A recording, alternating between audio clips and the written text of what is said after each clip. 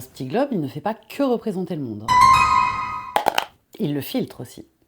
Gros budget accessoire. C'est quoi ces filtres? D'abord, je vais sélectionner une information, je vais ensuite la transformer et j'en fais une vérité. On rentre dans le détail. Filtre 1.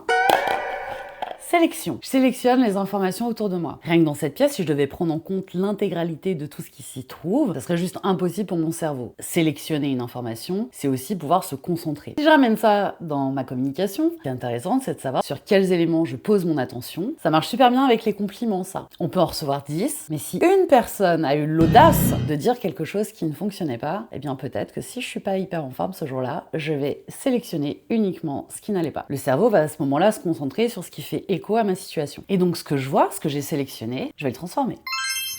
Deuxième filtre, je reçois un message qui me dit « Oh, je suis fatiguée ce soir. Okay, la personne ne veut pas me voir. » Et là, je me raconte des histoires. En fait, j'entends pas ce qui est dit factuellement, j'entends ce que ça veut dire pour moi à ce moment-là. C'est également un filtre super utile parce que ça me permet de donner du sens à ce que je vis. C'est aussi grâce à ce filtre que je peux me permettre d'imaginer, d'anticiper, de comprendre rapidement aussi une situation, mais aussi parfois de me raconter des histoires. Et à partir de là, je vais en faire une règle. Troisième filtre, la généralisation.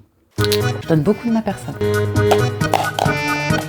Si une personne me coupe la parole une fois, puis deux, je tire la conclusion qu'elle ne m'écoute pas. Je croise un collègue à la machine à café qui me dit pas bonjour, sauf que s'il l'a déjà fait la semaine dernière, eh bien je tire la conclusion que c'est un mec totalement désagréable. Voilà, donc à partir d'un moment, je crée ma propre vérité. Pareil, la généralisation, c'est super important. C'est ce qui me permet l'apprentissage. Par exemple, j'ai appris à conduire, et heureusement qu'à chaque fois que je monte dans une voiture, il faut pas que je relise le code entre deux feux rouges. Donc je vois pas tout parce que techniquement c'est pas possible. Alors ce que je vois, je le transforme et à partir de là j'en fais une vérité. Et donc à partir de cette réalité filtrée, évidemment je vais ressentir différentes émotions. Émotions qui vont elles-mêmes entraîner des comportements. Ça, on en parle la prochaine fois.